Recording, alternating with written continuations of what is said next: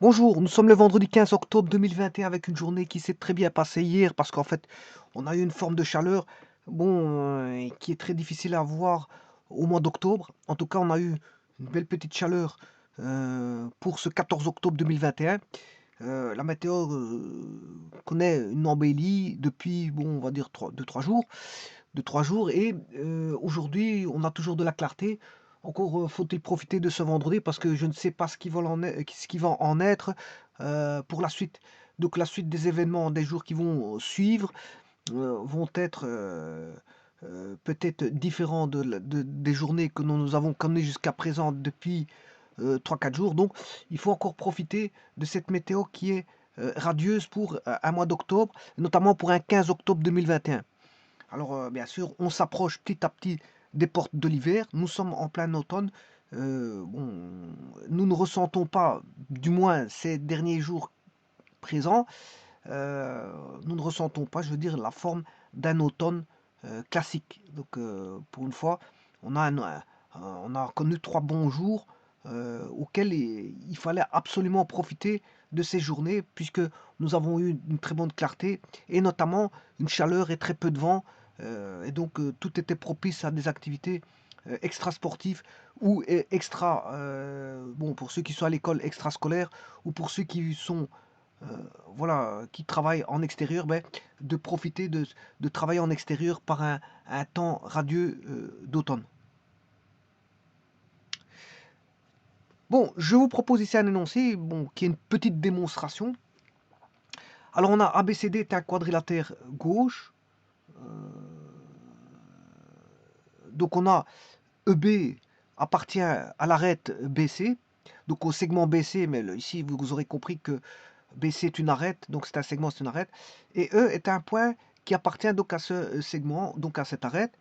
On a soit un plan pi1 qui est mené par justement ce point E qui appartient donc à l'arête BC. Il y a un plan qui est coupé par là, qu'on va appeler pi1, et qui est parallèle bien sûr, enfin pas bien sûr, mais qui est parallèle ici dans l'énoncé à AB et CD. Bon. Alors quand on coupe par un plan parallèle à deux autres arêtes, on va voir ce qui va en être de ce plan, puisqu'il demande de prouver que ce plan coupe les 4 faces du trait de traite suivant un parallélogramme. Donc, si on coupe suivant une parallèle, on aura un parallélogramme. Ben, suivant une parallèle aux arêtes données ici. Donc en fait, si vous voulez, on aura un plan de section qui est un parallélogramme, tout simplement. Alors quand est-ce qu'on a un parallélogramme? Par exemple, ça c'est une des conditions. Ben, vous voyez qu'il faut couper par un plan parallèle. Maintenant, parallèle à quoi? Ben, justement, c'est ce que je vais voir maintenant. Alors la première des choses, c'est que ici c'est une petite démonstration que je vais faire par GeoGebra.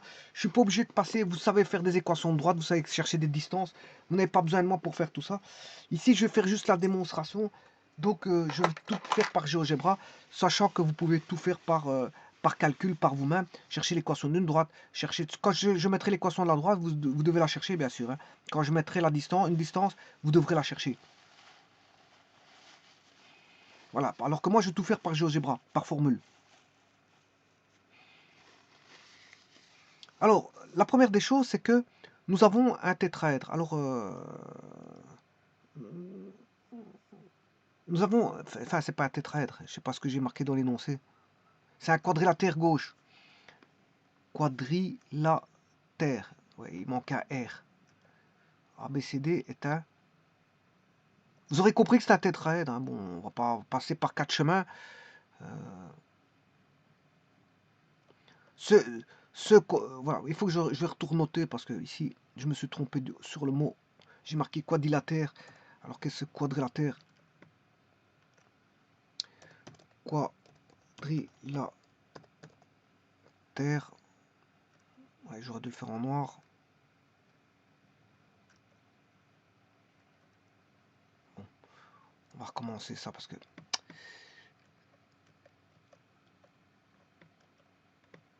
Petit souci de... Quadri... Tout ça pour changer un mot. Ah, une lettre. Tout ça pour changer une lettre. Bon, ça crée Voilà, bon, voilà, on va dire ça comme ça. Cette fois-ci, je l'ai bien orthographié, tout simplement pour changer une lettre, mais bon, ça prend un temps énorme. Bon, ceci étant dit, donc on a ABCD qui est un quadrilatère gauche. Vous aurez compris que c'est un tétraèdre, hein. Ah, d'ailleurs, regardez bien, euh, c'est pas trop. Bon, on ne sait pas se tromper parce que regardez, par après dans l'énoncé, vous le dites ici. Vous le dites là dans l'énoncé. Donc, ce quadrilatère de gauche n'est rien d'autre qu'un tétraèdre. Et ça, vous aurez pu le deviner, mais le restant de l'énoncé vous dit que ce quadrilatère gauche correspond à un tétraèdre. Alors maintenant, qu'est-ce que c'est qu'un quadrilatère gauche? Alors, un quadrilatère gauche, on peut le définir par des points qui ne sont pas des sommets, qui n'appartiennent pas à tous à un même plan. Alors, comment ont-ils montré ici dans ce site-là? Pour qu'ils n'appartiennent pas tous à un même plan, mais ils ont pris les points ACD, ben, ils appartiennent à un plan pi2. Et ils ont pris les points ACB, ils appartiennent au plan pi1. Donc, ce qui veut dire que, si vous voulez, on a un dièdre ici. C'est un dièdre formé de deux plans pi1, pi2. C'est pi1 contient 3 points et pi2 contient 3 points. Donc, 3 points sont dans un plan et 3 autres points sont dans un autre plan. Donc, on a un angle dièdre ici. Eh bien, pour le tétraèdre ici, c'est la même chose, hein. Bon, enfin, le quadrilatère. Voilà, et ça, c'est un quadrilatère gauche. Les 4 sommets n'appartiennent pas tous à un même plan. Alors, et c'est le point 2, hein, vous aurez compris que c'est le point D. Voilà, on a A, B, C qui appartiennent au plan pi1, et bien sûr, vous avez le point D qui appartient au plan pi2. Mais attention que si je prends A, B, C, D, ben, on a A, B, C qui appartient au plan pi1, on a A,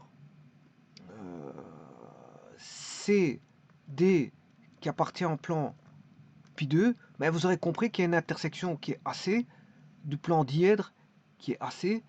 Donc AC, la droite AC appartient au plan pi1 et AC appartient au plan pi2. En d'autres termes, AC appartient au plan pi1 inter pi2.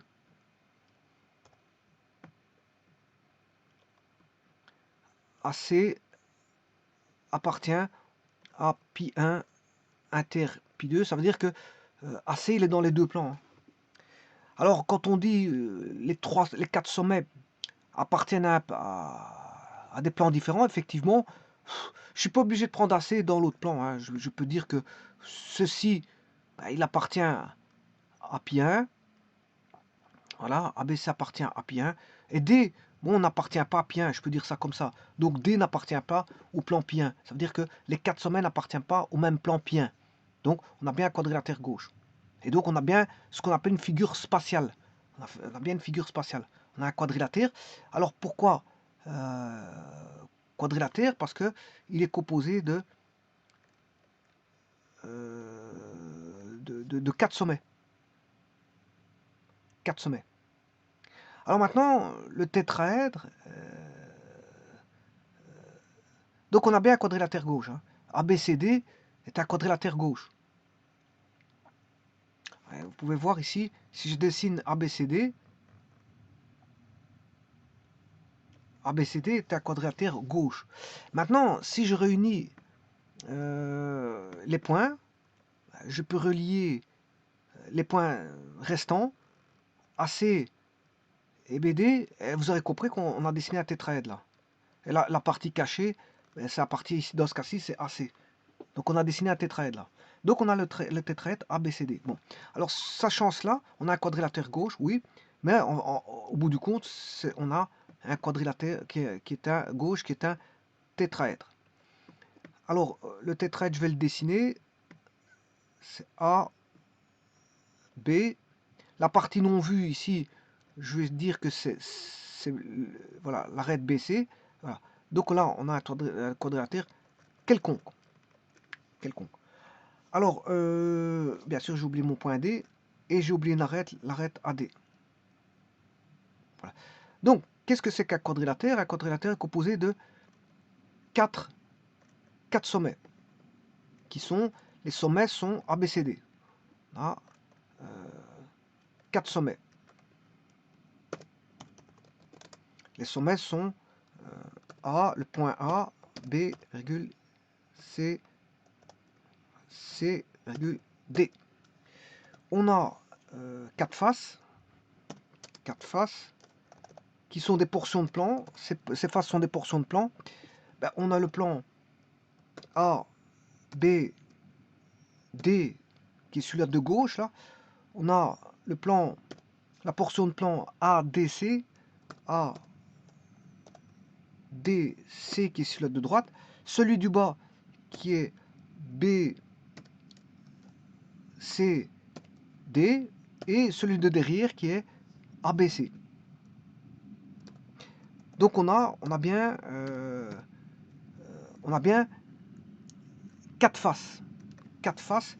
Donc le tétraèdre est composé de 4 faces, 4 sommets, mais surtout 6 arêtes.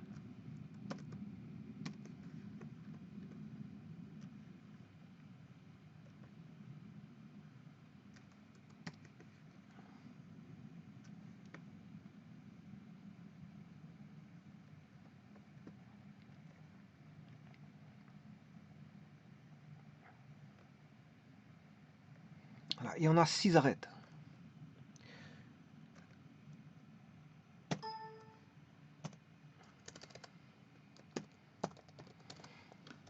Alors ces arêtes sont la liaison de 2 points, tels que par exemple A, B, c'est un segment, hein, le segment AB, A, C, A, D,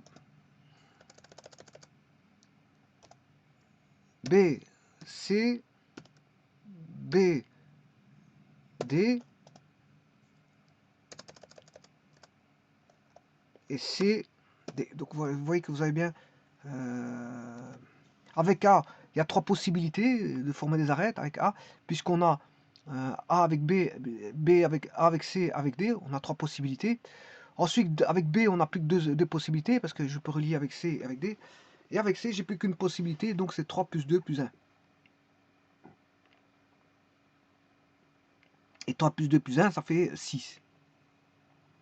3 pour A, 2 pour B et 1 pour C. Et 0 pour D, parce que tout était relié. D était relié avec tous. Voilà. Alors maintenant, la première des choses à savoir, c'est que, bon, on est en géométrie analytique dans l'espace. Bon, c'est déjà une chose. Donc il va y avoir un repère dans lequel vont jaillir des équations. Alors ABCD est un quadrilatère gauche, je vais mettre mon repère. Alors c'est une démonstration, un ROD n'est pas posé, mais il faut le placer le plus judicieusement possible. Et bon, je peux mettre, par exemple, un exemple, je peux mettre voilà, le X ici, enfin le X sur l'arête là.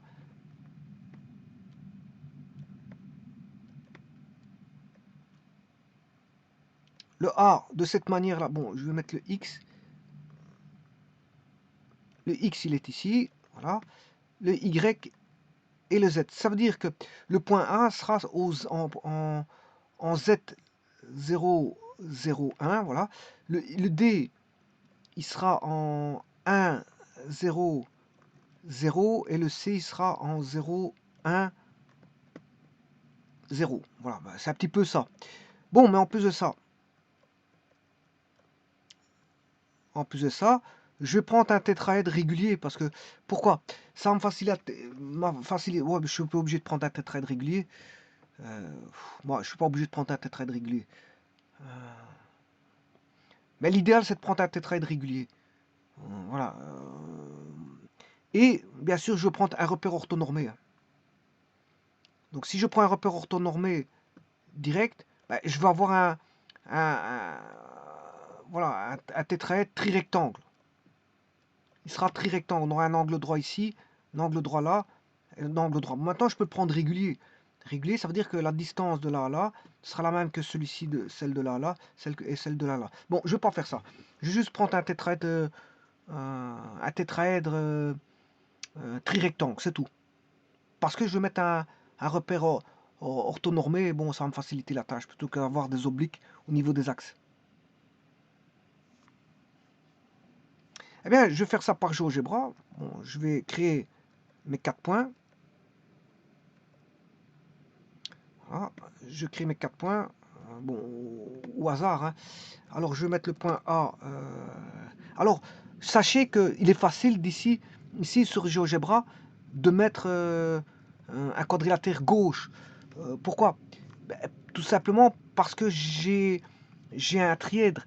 J'ai un trièdre trirectangle là, sur GeoGebra. Donc, il est facile de définir un dièdre, puisque j'ai un trièdre. Voilà, donc à partir d'un trièdre, je vais définir un dièdre et je vais mettre, voilà, je vais vous montrer comment on peut faire ça très rapidement. Je vais mettre un point A sur le trièdre, enfin sur le plan. Alors, je rappelle que l'axe X, c'est l'axe en rouge. L'axe Y, c'est l'axe en vert.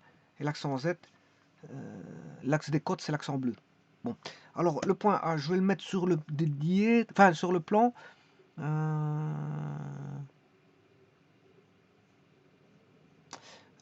O, OXZ. OXZ, c'est Y égale 0. Hein. En fait, je vais le mettre sur le plan là, Y égale 0. Voilà, je vais mettre 3 points sur ce plan là. Vous voyez, le dièdre apparaît ici. Hein. Vous voyez, ça c'est un dièdre. Hein. C'est un trièdre. Si je mets, bien sûr, euh, X égale 0, voilà, là j'ai un trièdre. Mais j'ai pas besoin de ça. Voilà, j'ai un trièdre parce que j'ai X égale 0, Y égale 0 et Z égale 0. Celui du bas, il est déjà mis, donc j'ai pas besoin de le mettre. Hein. J'aurais pu mettre Z égale 0. Voilà, là, on a le trièdre qui est... Voilà, mais il est déjà mis le Z égale 0. GeoGebra le fait pour avoir une certaine vue 3D. Donc je l'enlève ici. Donc il reste deux plans. J'ai pas besoin de mon trièdre puisque je vous ai dit que je crée mon quadrilatère gauche. Quadrilatère gauche. Et à partir de là, créer mon tétraèdre. Alors je crée mon quadrilatère gauche. Alors je vais mettre un point, 3 points. Il suffit de mettre 3 points sur le plan Y égale 0 et un point sur le plan Z égale 0. C'est tout. Bon, ces points-là, je vais mettre en cote. Je vais mettre une valeur de cote. Alors, c'est moi qui pose mon repère. Hein, et c'est pas que le repère il est posé. Hein. Moi, je m'arrange pour mettre, si vous voulez, ma figure dans... pour mettre un... D'habitude, on a un repère qui est posé, tout va dans le repère. Mais ici, on a une figure, et la figure, on lui met un repère. Mais ici, c'est vrai que je fais le contraire. Je devrais pas, mais c'est parce que le repère, il est déjà posé. Je sais pas construire une figure. Si, je pourrais le faire. Je pourrais le faire. Je retire le repère, je mets ma figure, voilà. Mais moi, je préfère la cantonner au bon endroit voilà, pour bien la repérer correctement. Voilà, donc c'est pour ça que bon, je fais un travail un petit peu à l'envers. Normalement, il faut mettre la figure et puis le repère. Mais ici, ce que j'aurais pu faire, c'est mettre la figure en enlevant le repère. C'est possible avec GeoGebra. Et puis remettre le repère. Mais le problème, c'est qu'après, je dois déplacer le repère au bon endroit pour moi mettre mon repère le mieux que je peux. Mais alors, c'est pour ça que je fais le travail à l'envers. Hein. Je mets le repère et puis je mets voilà, le quadrilatère gauche. Moi, je devrais pas faire ça, mais bon, je le fais quand même. Bon, je vous ai dit, je vais mettre un point A qui est 0, 0, 3. Voilà, c'est le point A. Le point B, je vais toujours le mettre dans ce même plan. Je vais le mettre en... Je vais mettre 1 qui est en 0, 0. B égale 0,0,0. Voilà, j'ai un point B.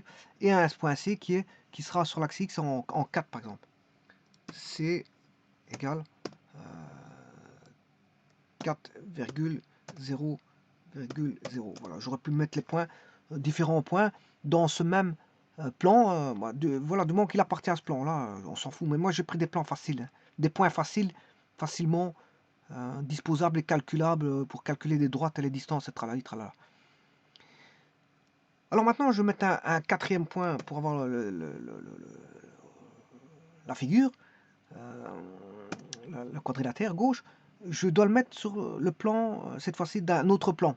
Parce que le quatrième sommet n'est pas dans ce plan-là. Je vais le mettre sur 2, en Y.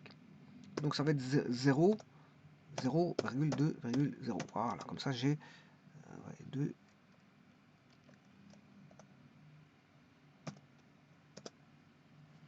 Voilà. Bon, je peux mettre 4. Hein. Je vais mettre 4, comme ça je vais l'écarter un peu plus loin. Voilà. Alors maintenant, je vais mettre le quadrilatère gauche qui va apparaître. Je vais relier AB, segment A, virgule B, le segment BD,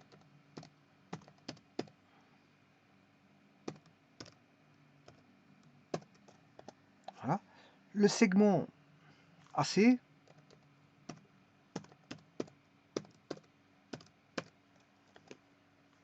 et le segment CD.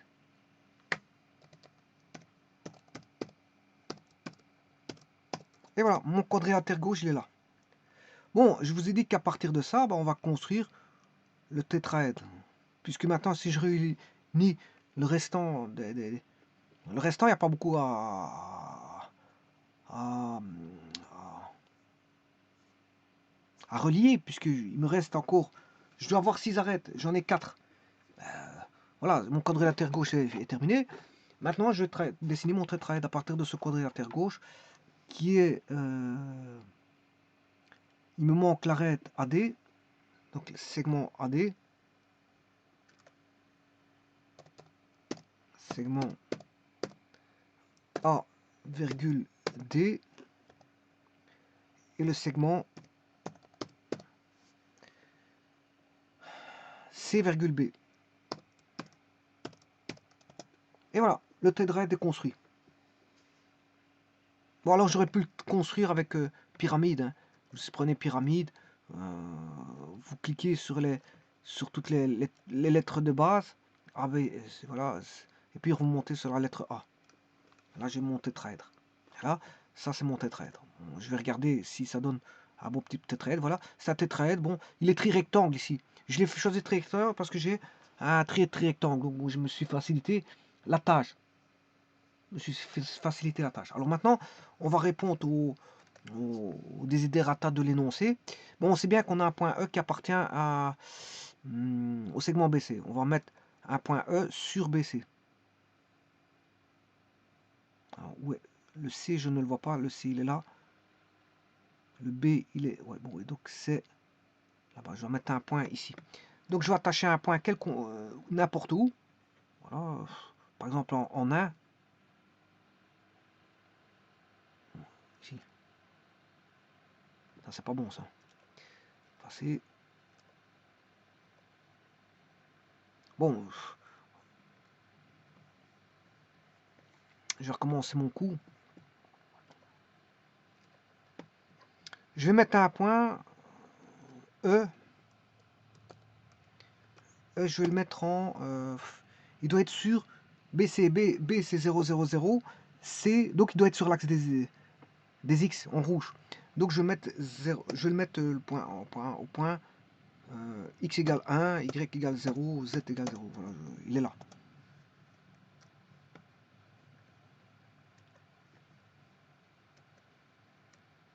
Il est là-bas.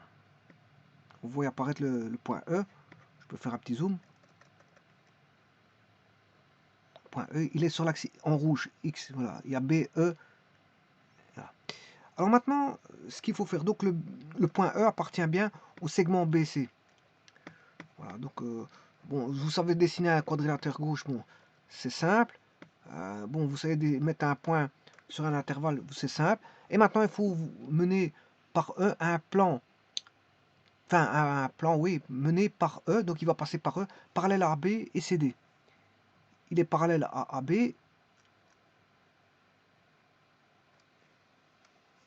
Alors, il est parallèle à AB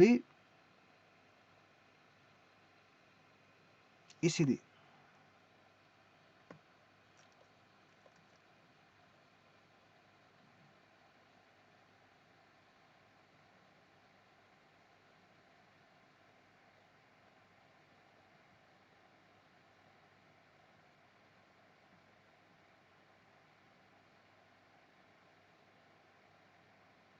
Bon, je vais faire cet énoncé en deux parties. En deux parties. Parce que il va... Je vais mettre...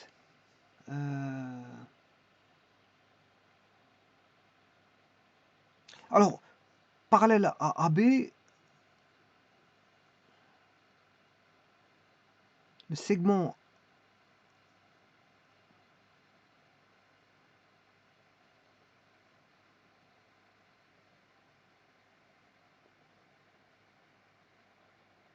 il doit être en même temps parallèle à AB, voilà, et CD.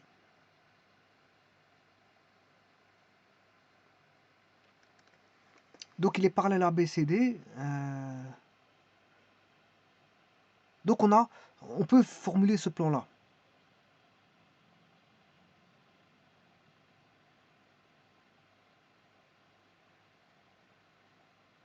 Alors comment faire?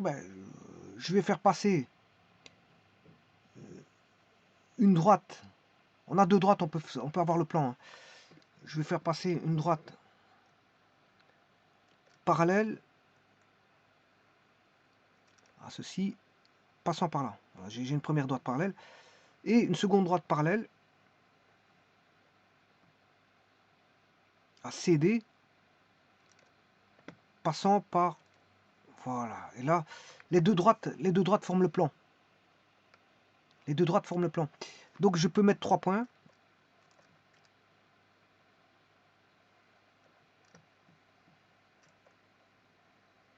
Je vais mettre un point sur objet. En voici un et en voici un troisième. Et maintenant je peux former le plan passant par 3 points. 1, 2, 3. Et voilà le plan que je vais mettre avec une couleur. Et en fait, ça va être le plan de section. Le plan de section. Alors, propriété. C'est ce plan propriété.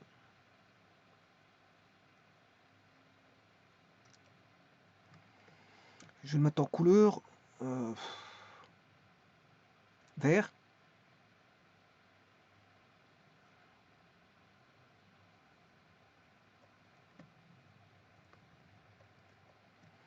Voilà, c'est le plan. Voilà. Et donc, là maintenant, j'ai le plan. J'ai plus besoin des deux droites, hein, vous voyez. Il suffit d'aller chercher. Bon, chercher une droite parallèle à l'axe, c'est facile, hein, et qui passe.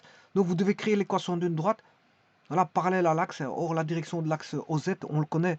Donc, connaissant la direction de l'axe OZ et un point de passage, on sait avoir l'équation de la droite en noir là-bas qui est parallèle à l'axe OZ. Idem pour CD, vous avez deux points, vous savez trouver l'équation de l'axe, enfin de la droite CD. Vous connaissez la direction de CD, vous le mettez, vous prenez une équation de droite qui passe par le point E, parallèle, qui a la direction de CD. Avec ces deux droites, les deux droites forment un plan, hein.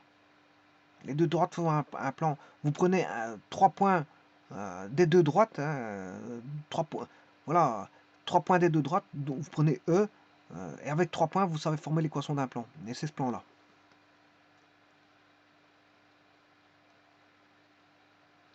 Bon, maintenant, il faut chercher l'intersection de ce plan avec ce plan-là. C'est le plan de section qu'on demande, hein. C'est juste ça. Donc, je vais aller rechercher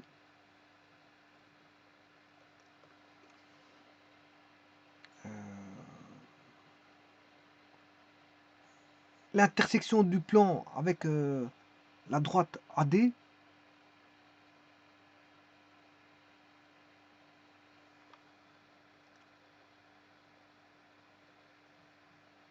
Ouais, je vais essayer directement de faire avec un segment.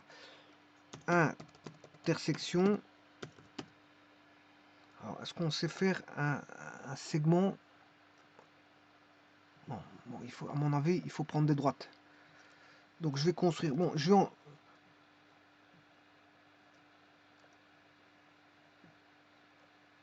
Je sais pas qu'est-ce qu'il m'a fait là. Bon, je vais le faire avec des droites. Alors pour ça, je vais enlever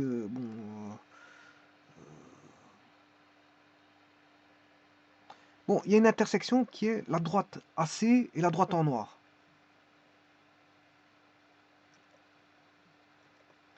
Alors, AC, droite en noir, voilà une première intersection. Ensuite, une intersection du segment à je ne sais pas quoi, AD avec le plan. Voilà, ça c'est un deuxième point. Donc je peux relier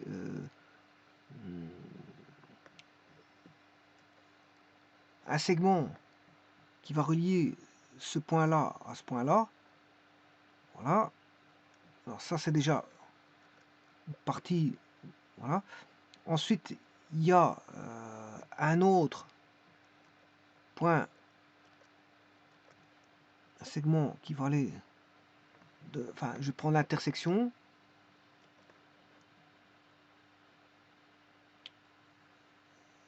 De ce plan avec le segment ici. Voilà. Je vais prendre le segment qui va aller de ce point-là à ce point-là.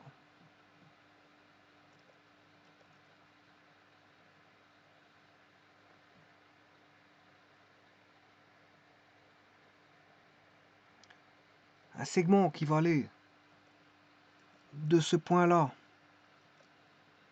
à ce point-ci et de là à là. Voilà. Tout récent, je vais enlever pour mieux voir bien sûr la chose. Donc, est-ce que j'ai besoin du point A? Oui. Point B, point C, point D. Segment AB, j'en ai pas besoin. Segment BD non plus. HC. J, K. Les arrêts, j'ai bien besoin, c'est pour avoir le. Voilà. Les plans. La droite, j'en ai pas besoin. Cette droite non plus. F, G.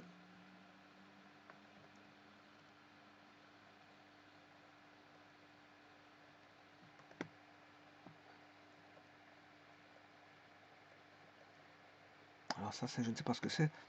FG. J'ai pas besoin du segment FG.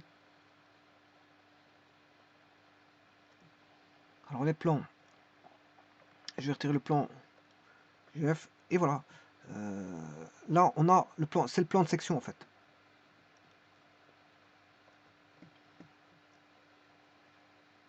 Plan de section, bien sûr, je vais changer les couleurs. On va faire un zoom.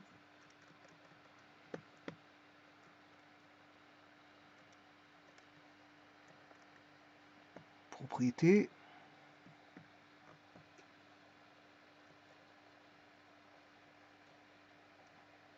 Couleur. On va être en rouge. En rouge.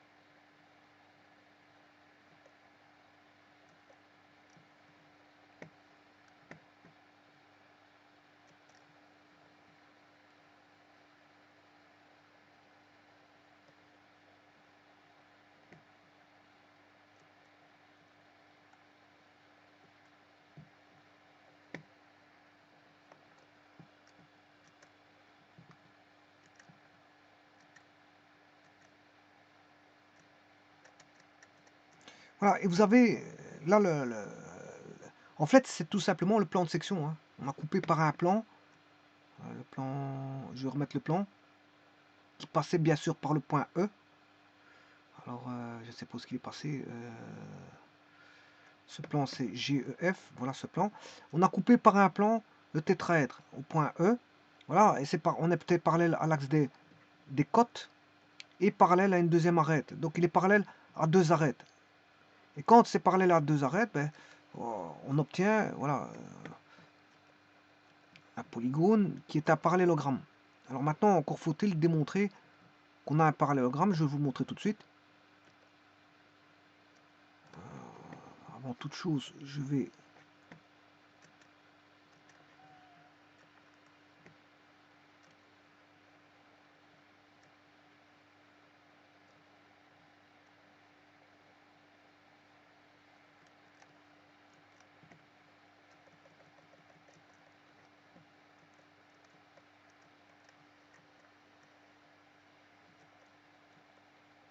je n'arrive pas à voir le polygone. Enfin bref, j'arrive pas à voir le polygone ici. Triangle, c'est pas le triangle.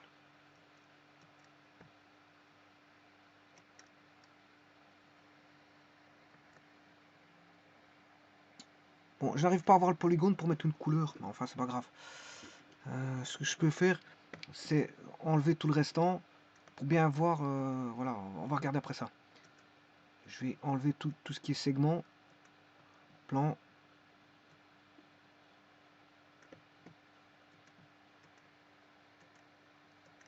Juste pour changer une couleur, vous devez voir. Vous avez vu ce que je dois faire. Hein.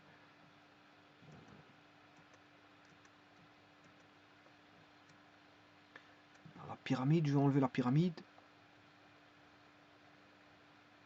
La pyramide, elle est, normalement, en enlevant ceci, elle s'enlève. Voilà. Alors maintenant, je vais changer cette couleur-là. On a bien un quadrilatère qui est, voilà, c'est bien un quadrilatère, ils le disent. Hein. Propriété, je vais changer la couleur.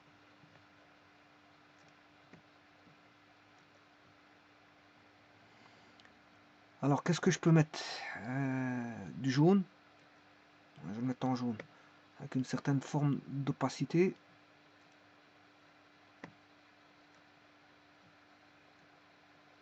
Voilà. Et maintenant, je vais faire apparaître le tout. La pyramide peut apparaître cette fois-ci.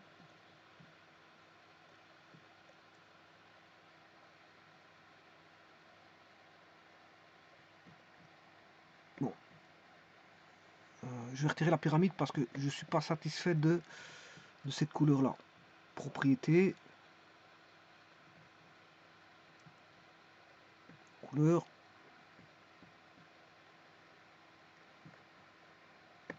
Style.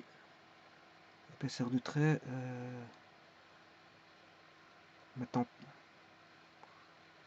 Pointillé.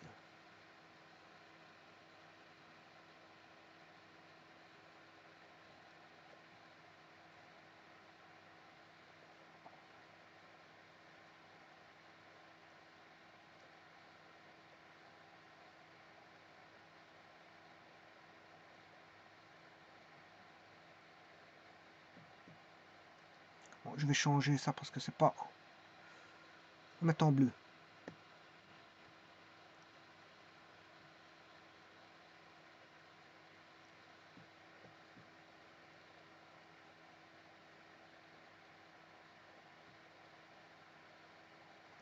Voilà, normalement, je peux tout remettre. Voilà, ça, c'est pas la nature du quadrilatère. Vous avez vu, ici, on a un rectangle, ben, c'est un parallélogramme. Un rectangle, c'est un parallélogramme. Alors, c'est parce que aussi, j'ai pris un repère tri-rectangle aussi. Hein. Alors, bon, c'est pour ça que normalement, ça devrait être un parallélogramme, mais ici, comme il est tri-rectangle, en plus de ça, on a... Bon, les segments, je n'ai plus besoin. Je vais enlever les segments. Bon, puisque j'ai la surface qui a été construite, qui est la pyramide ici. Voilà.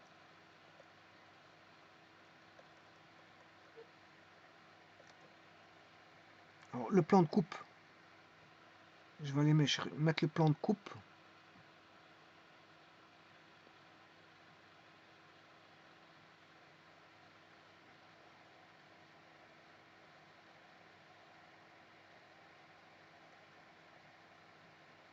Voilà, ça c'est le plan de coupe.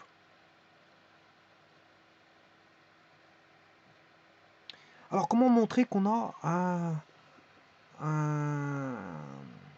un parallélogramme, mais un parallélogramme, c'est deux côtés parallèles 2 à 2. Deux côtés parallèles 2 à 2. Donc il suffit de construire la droite de droite et regarder s'ils ont des vecteurs directeurs voilà, qui sont proportionnels. Et on va regarder ça. Je vais tracer une droite, une première droite passant par ce point-là et ce point-là. Seconde droite qui va aller de là à là. Alors quand on regarde bien, moins 1, 1, 0, vous voyez qu'ils ont même coefficient directeur. Ils ont même direction. Moins 1, 1, 0. Lambda à moins 1, 1, 0 pour la droite S et T moins 1, 1, 0. Maintenant, je fais la même chose pour la droite que voici et la droite que voici. Voilà. Eh bien, ils ont même coefficient, même système de paramètres directeurs. 0, 0 moins 2,25. 0, 0 moins 2,25.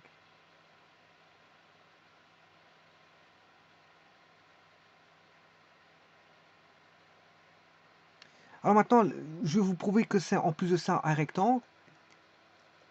En plus d'être un parallélogramme, je vais vous prouver que c'est un rectangle. Je vais chercher la distance. Bon, le problème c'est que les lettres, je ne les vois pas. Je ne vois pas les lettres.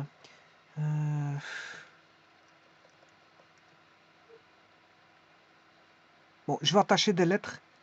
4 nouvelles lettres parce que je ne vois pas les lettres. Point sur objet. Mettre un point ici. Un point là. Bah, il veut même pas mettre de lettres. Je ne vois pas les lettres. Sinon, je cherche les distances.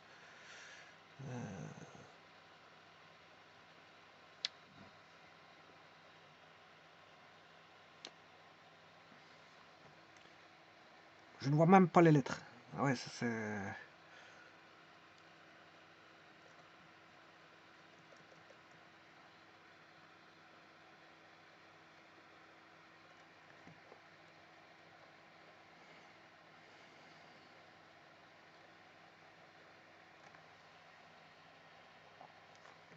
Si je pouvais aller chercher ces lettres-là. Intersection, il y a I.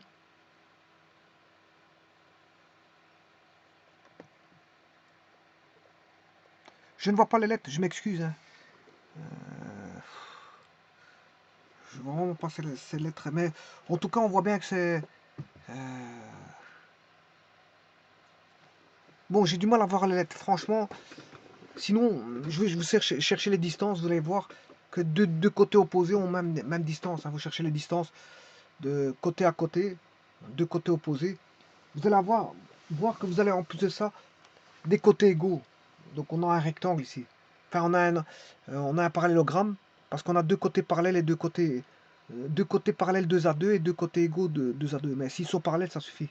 On a deux côtés parallèles 2 à 2, donc on aura fatalement deux côtés égaux 2 à 2. Et maintenant, on a un angle droit ici. En plus de ça, le parallélogramme est un parallélogramme particulier puisque l'angle, on a un angle droit, donc on a un rectangle ici. Donc ça suffit, hein, de dire qu'on a deux côtés parallèles 2 à 2. C'est bon, c'est ce qui s'est passé, parce que bon, j'ai montré qu'on avait deux côtés parallèles 2 à 2, donc on a bien parallélogramme d'office. On aura deux côtés égaux 2 à 2, puisqu'on a deux côtés parallèles 2 à 2. Donc on a un parallélogramme. Mais en plus de ça, l'angle, je pourrais démontrer que la droite, deux des deux droites ont des angles de 90 degrés, vous allez voir. Angle entre F1, F1, je vais chercher la droite là, et la droite, non, pas celle-là, F1 et par exemple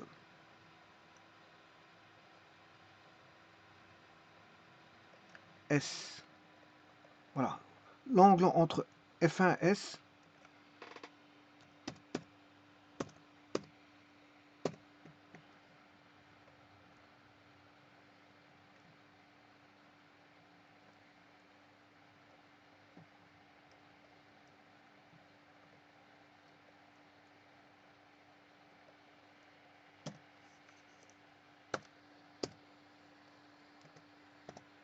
Non, non, on a bien un rectangle. Bien un rectangle. Voilà, donc ça suffit. Donc vous voyez comment il faut faire pour démontrer ça. Bon, je l'ai fait par GeoGebra, mais la technique est la même par mathématiquement, mais il faut rechercher bon, les points d'intersection. Il faut rechercher un plan qui est parallèle à deux droites, voilà, ça va être le plan de coupe qui passe bien sûr par E. Vous pouvez trouver bien sûr, ici moi j'ai recherché le plan par deux droites, hein.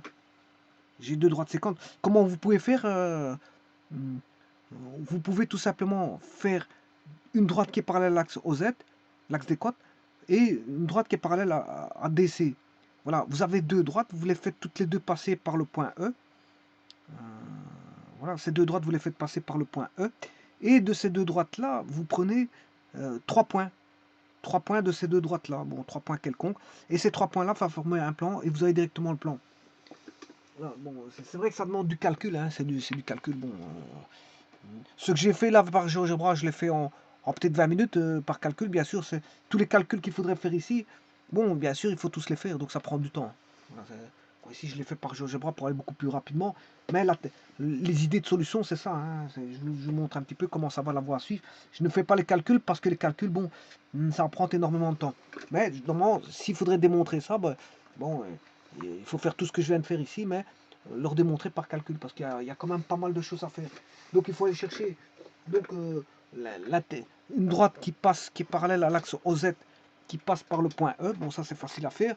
Ensuite, vous allez chercher une droite BC qui est parallèle à, enfin une droite qui est parallèle à BC qui passe par le point E. Vous avez deux droites qui forment un plan qui est le plan vert. Voilà, et ça c'est facile à trouver parce que vous prenez un point de la droite quelconque, de la droite, voilà. L'intersection des deux droites, ça forme un point aussi. Et vous allez chercher un troisième point de la deuxième droite. Voilà, un point quelconque de la deuxième droite. Et là, vous avez un plan par 100 par 3 points. Donc, encore faut-il savoir faire voilà, un système d'équations voilà, avec 3 points pour former l'équation du plan. Une fois que vous avez l'équation du plan, vous devez chercher le plan de section voilà, sur le tétraèdre. Et ce plan de section, le problème c'est que c'est l'intersection du plan avec l'arête, parce que ici on voit pas fort, hein, bon, avec une des arêtes, voilà, c'est l'intersection avec 4 arêtes. Avec une, deux, trois, oui, 4 arêtes. Hein, 4 arêtes. L'intersection avec 4 arêtes. Alors, les seules intersections que vous n'aurez pas du plan, ben, c'est les deux arêtes pour lesquelles elles sont parallèles. Donc, fatalement, donc, les deux arêtes qui sont parallèles, c'est je vois pas les lettres, hein, je m'excuse. Hein, bon, c'est pour ça que je ne cite pas les lettres. B, AB. Il est parallèle à AB et CD.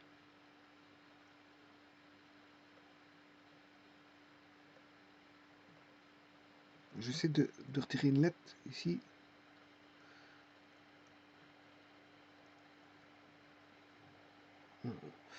L'origine, c'est B.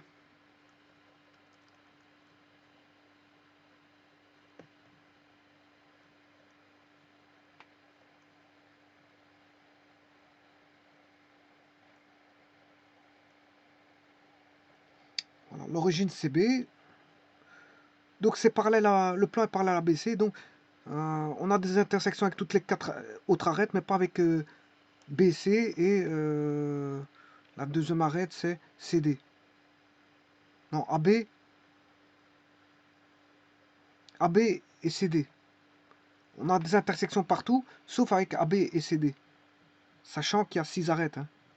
6 arêtes, donc on a 6 arêtes, on a une intersection avec 4 arêtes, sauf avec AB, parce qu'il est parallèle à AB et CD. Donc, on aurait une intersection avec AC, AD, BC, BD. Donc, le plan de coupe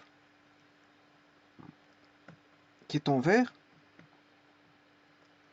le plan de coupe qui est en vert, voilà, il a parallèle à AB, CD. Donc, AB, parallèle à AB, c'est facile. Et là, parallèle à CD. Donc, ici, on a, si vous voulez, A, B, C, D. Voilà. Là, il est parallèle à AB. Il passe bien sûr par le point E. Et il est parallèle à CD. Voilà. Et ce plan de coupe, il va couper bien sûr ici, à l'arête là, l'arête là, l'arête là. Voilà. Et là, on a un parallélogramme. Et c'est ce qui se passe. Bon, alors pour ça, bon, je vais chercher Donc, comme je vous ai dit, une droite qui est parallèle à AB, une droite qui est parallèle à CD, qui passe par E. Voilà, les coefficients angulaires de AB, enfin, les paramètres directeurs de AB, on l'a, hein. Celui de CD aussi, parce qu'on a 2 points. Donc, on a la composante vectorielle sur AB. Voilà, il suffit juste de faire, voilà,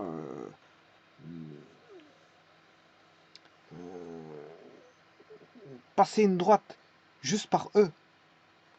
J'ai le paramètre directeur de CD, je le fais passer par E. Voilà. J'ai le paramètre directeur, système de paramètres directeur de AB, je le fais passer par E.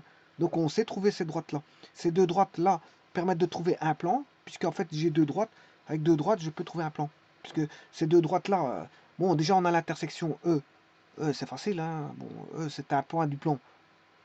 C'est l'intersection, j'ai dit un point. Alors vous allez chercher un point sur la droite parallèle à CD, passant par E, et un- un point sur la droite AB, parallèle à, enfin, sur la droite passant par E, parallèle à AB.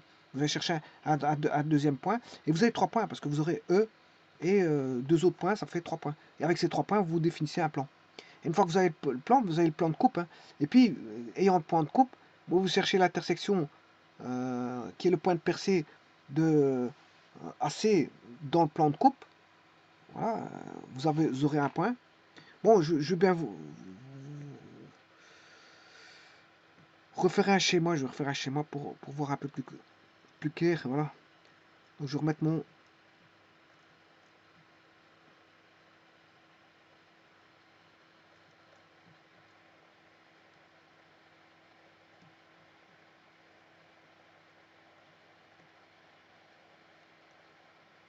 En gros, donc, on a A, B. Bon, le repère, il fait ça, hein.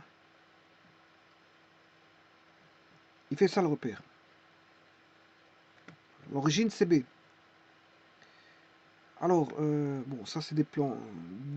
Dans la façon que je suis en train de montrer, ça, c'est une vue cachée. Et celui-ci, c'est une vue cachée par la face ACD. Alors, je vais mettre la face ACD. C'est. Alors, qu'est-ce que je fais? Alors, bien sûr, je choisis un point sur BC, qui est E. Je vais chercher une droite parallèle à AB. Je connais la direction d'AB, hein. Bon, vous connaissez le point A, le point B. Vous connaissez le vecteur directeur AB. Donc, je connais toute droite parallèle à AB, je connais. Et je le fais passer par le point E, tout simplement. Voilà. J'ai la droite D1. Je fais la même chose avec CD. Je connais la direction CD parce que je connais le point C, le point D. Je le fais passer par E. Voilà. Et là, maintenant, j'ai deux droites. Deux droites étaient incluses dans un plan. Alors, qu'est-ce que je vais faire? Je prends un point quelconque de la droite, parce que la droite est définie, que je vais appeler X, et un second droite de la droite D2, qui est X', et je définis le plan XX'. Donc, le plan X', je peux le trouver, je peux le définir facilement. Alors, ayant ce plan qui est pi, je vais chercher ensuite l'intersection de la droite CD, enfin AC, je m'excuse, AC avec pi, par exemple il est là, l'intersection de AD avec pi, c'est le point de percée, je cherche le point de percée ici, AD, il faut déterminer la droite AD, hein. Il faut connaître l'équation paramétrique de la droite AD bien sûr, tout comme il faut connaître l'équation paramétrique de la droite AC, tout comme il faut connaître l'équation paramétrique de la droite BD, et tout comme il faut connaître l'équation paramétrique de la droite BC. C'est juste une formation d'équation paramétrique de droite. Et bien sûr d'intersection, on aura 4 points de percée à chercher. Bon, c'est quand même un travail lourd, hein. Parce que bon, hein, il faut chercher une droite D1, une droite D2, il faut chercher le plan pi, il faut chercher 4 points de percée, il faut chercher. Voilà. Et puis, quand on a les points de percée, bien sûr, on forme les équations de droite à partir des 4 points de percée. Ah, ici il sera là.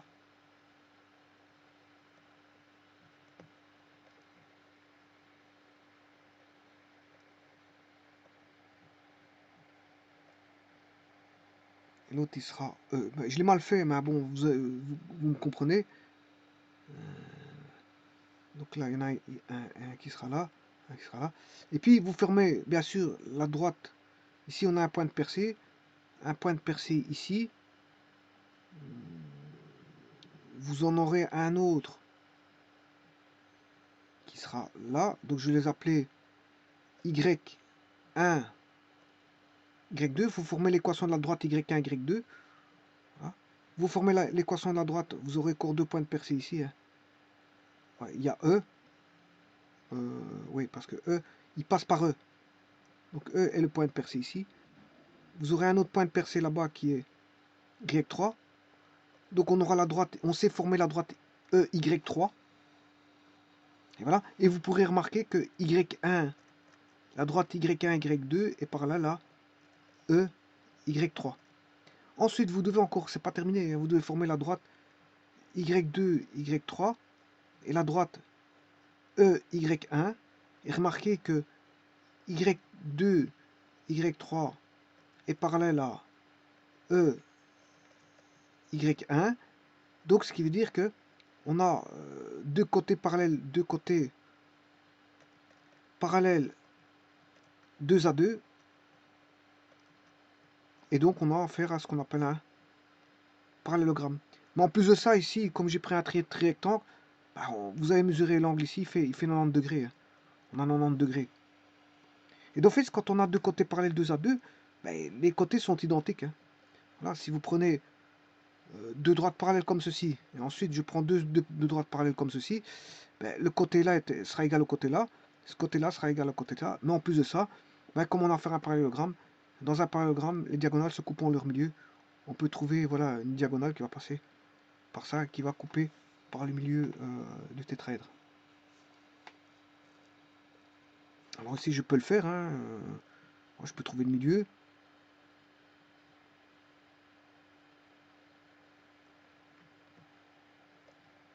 Je prends un segment qui va aller de ce point là à ce point là, un qui va aller de là à là, voilà, et j'ai l'intersection ici, et ça c'est le milieu du parallélogramme.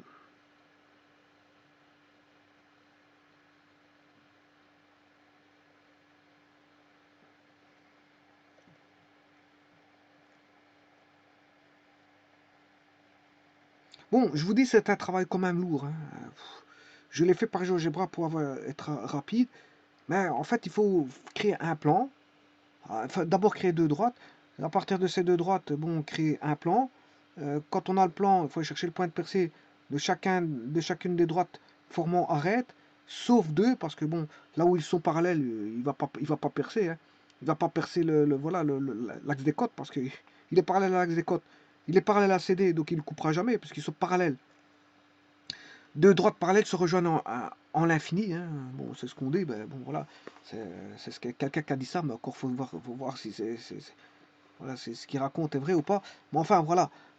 Mais ça veut dire qu'elles se rencontrent jamais. Hein, puisque se rencontrent à l'infini. L'infini, ça ne s'arrête jamais. Donc ça veut dire que les deux droites ne se coupent jamais. Donc ici, vous prenez CD et le plan vert, il ne se coupera jamais. Donc il n'y a pas de point de coupe entre CD et l'axe des côtes. Hein. Entre le CD, le plan vert et l'axe des côtes. Donc il va couper 4 arêtes. Donc il va former déjà, s'il coupe déjà 4 arêtes, il va former déjà un quadrilatère. Déjà, c'est déjà ça. Il va former, puisqu'il coupe 4 arêtes, on a 4 sommets. C'est le 4 sommets d'un quadrilatère.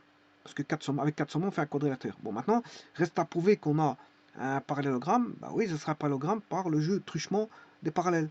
Alors pourquoi? Parce que quand vous coupez un plan en passant par E, parallèle avec les côtes, mais au niveau des hauteurs, les hauteurs vont être les mêmes. Ça, c'est déjà une chose. Voilà. Vous allez couper par un plan, vous allez couper les hauteurs au niveau de la hauteur au même endroit. Ouais. Si je coupe ici par un plan, hein, par un plan de coupe, hein, voilà, je coupe par un plan de coupe ici, ben, vous aurez compris que la hauteur ici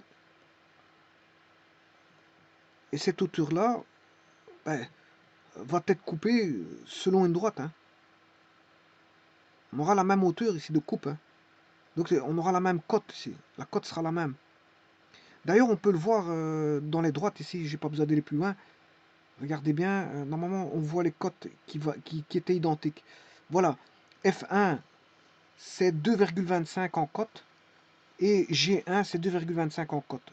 Donc rien que ça suffit. Rien que ça suffit. Hein. Ça veut dire que les auteurs sont les mêmes. Voilà, les auteurs sont les mêmes. Ils ont une cote identique. Donc on comprend que... Voilà. Et ça c'est le fait de couper. Je coupe, il va couper deux arêtes sur une même hauteur. Deux arêtes sur une même hauteur. Alors maintenant, si on coupe toujours par le plan de coupe vert, voilà, si je coupe par le dessus maintenant, ça c'est je viens couper par la gauche ou par la droite, je coupe suivant une même hauteur.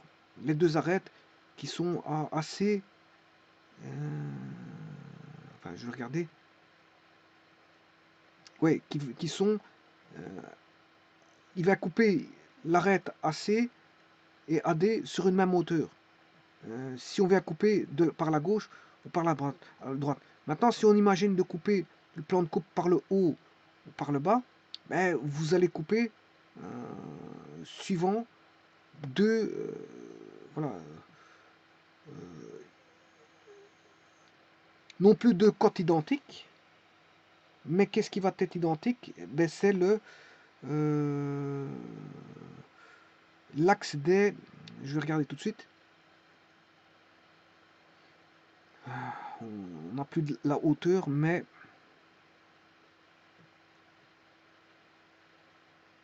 Voilà, si je fais ça. Donc si je coupe par le haut, qu'est-ce qui est identique? C'est le...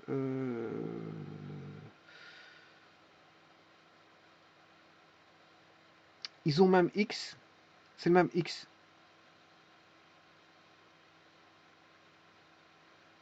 Même X. Vous voyez?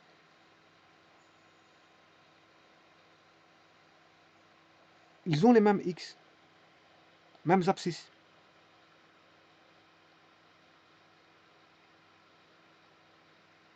C'est coupé suivant une même abscisse X, mais l'écart des Y, il est le même au-dessus et en dessous. Donc, on a bien deux côtés, voilà, deux côtés égaux, je dirais même, ils sont parallèles. Hein. Voilà, parce qu'ils ont, au niveau des directions, voilà. Donc, c'est une coupe soit vers le droite vers la gauche. C'est comme si vous aviez un plan de coupe qui venait vers la gauche, de la gauche vers la droite, qui va venir couper tous les segments, ou de la droite vers la gauche qui va couper tous les segments. Donc on aura une hauteur identique. Et si vous coupez par le haut ou par le bas, vous allez avoir voilà, un écart en Y qui est le même. Donc c'est pour ça qu'on a des côtés égaux. Des côtés égaux. En plus, la coupe, elle se fait de manière parallèle. Donc on aura des côtés... Elle va couper de manière parallèle. Hein, voilà, on aura un jeu de parallèle. Et ça, c'est le plan de section. Si vous voulez... Mais le travail est lourd. Hein. Il est lourd si on devait le faire en manuel. Parce que, je vous dis, il y a deux droites à construire, des 1, des 2.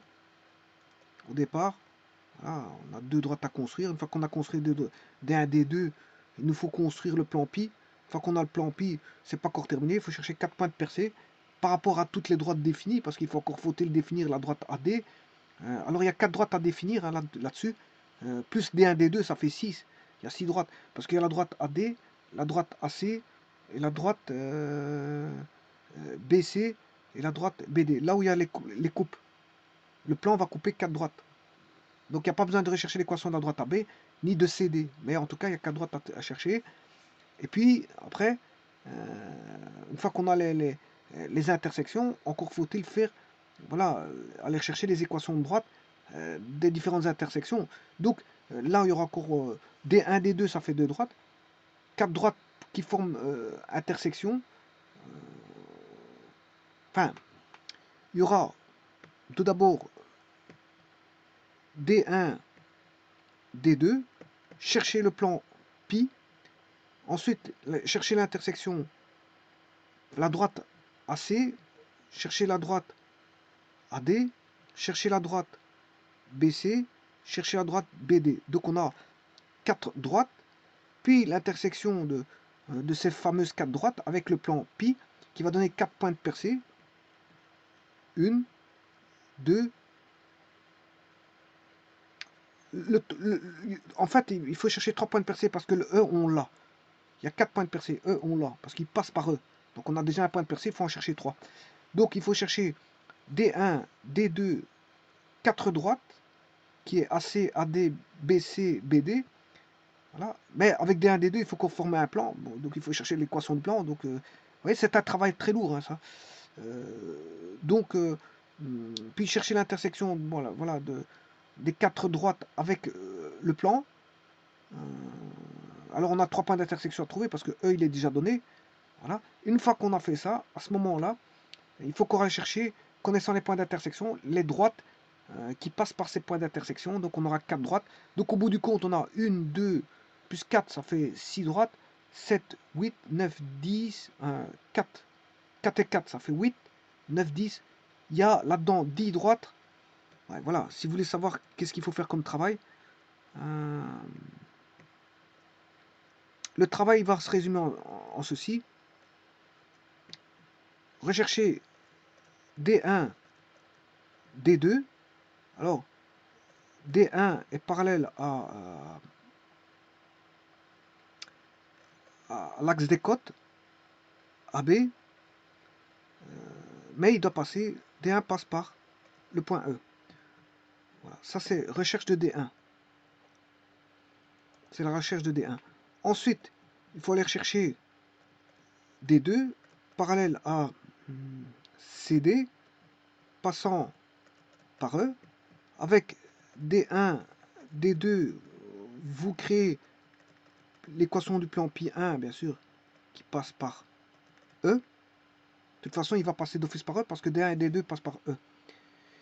Ensuite, il faut créer toutes les droites qui ne sont pas ABCD, c'est-à-dire on aura A, B, AC,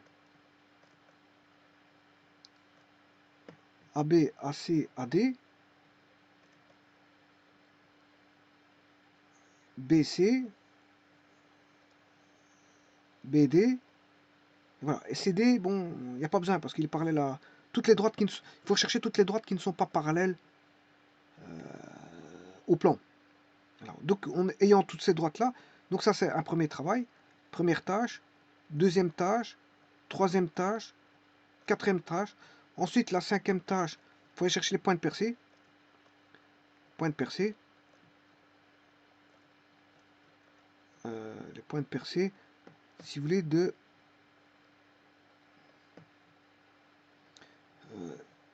les points de percée de pi1 avec les droites du point 4. Les droites du point 4, ben c'est AC, AD, BC, DB. Il faut chercher 4 points de percée. Donc il y a 4 points de percée à chercher.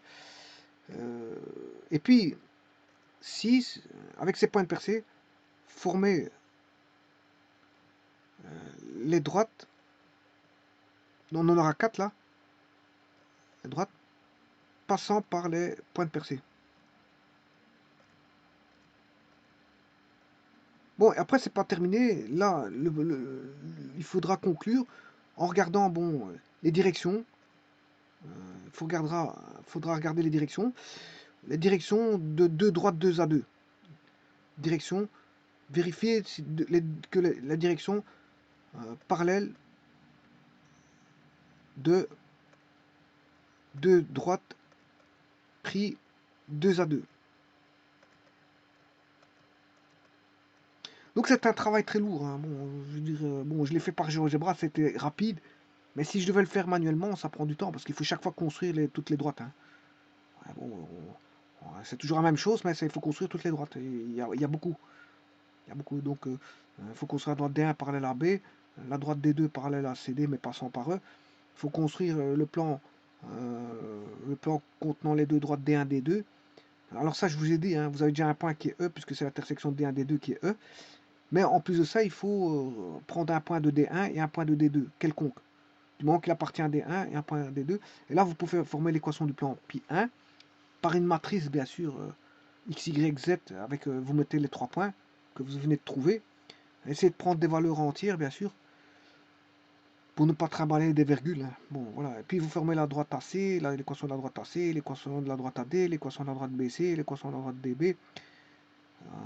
Voilà, et puis aller rechercher le point de percée de pi 1 avec toutes les droites du point 4, c'est-à-dire avec point de percée de pi 1 avec AC, puis point de percée de pi 1 avec AD, point de percée de pi 1 avec BC, point de percée de pi 1 avec DB, et puis il faut former, connaissant les points de percée, là vous connaissez les points de percée, vous pouvez aller former les droites passant par le point de percée, et là vous pouvez conclure en regardant qu'il y aura deux droites dont les directions seront, à dire, parallèles. Mais c'est un travail lourd, hein. Il n'est pas difficile en soi, hein. La difficulté, on va dire, c'est un niveau facile, puisque c'est juste des formations des équations de droite et de plan, de recherche de points de percée, mais le problème c'est qu'il faut le faire plusieurs fois. Bon, ça démultiplie, bon, les tâches, hein. Donc, vous créez 4 droites, c'est 4 équations de droite, hein. Voilà, vous formez deux droites. Les droites, ici, les formations d'équations de droite, on en a une, deux qui est D1, D2. AC, ADB, CDB, ça fait 4 plus 2, 6. Plus, à la fin, vous avez encore 4 droites, parce que vous avez 4 droites qui passent par les différents points de percée. Ce qui fait 4 plus 4, 8 plus 2, ça fait, il y a 10 droites là-dedans.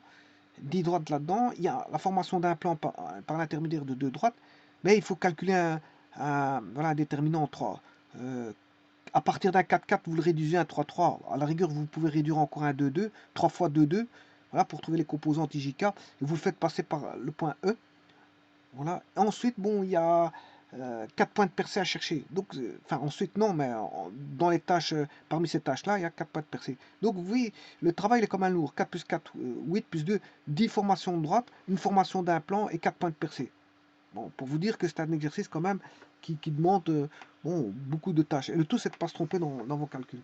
Mais la manière, elle a été faite ici, hein. La démonstration, effectivement, ça sera bien parallèle, hein. Parce que quand vous coupez par deux plans parallèles passant par un point un tétraèdre, ben, fatalement, vous allez couper bon, les autres arêtes de manière, de façon à voilà, avoir des points de percée qui seront des, qui formeront des droites parallèles. C'est normal, c'est normal. Et donc on aura, de ce fait, comme on aura des droites parallèles, on aura un parallélogramme. Parce qu'on aura deux droites parallèles 2 à 2. Et ça, c'est qu'est-ce qui permet de dire ça? C'est le point 7. Point 7, les directions des droites, vous allez reprendre les systèmes de paramètres directeurs et vous allez voir que vous avez voilà, du parallélisme de deux droites pris 2 à 2. Je vous remercie.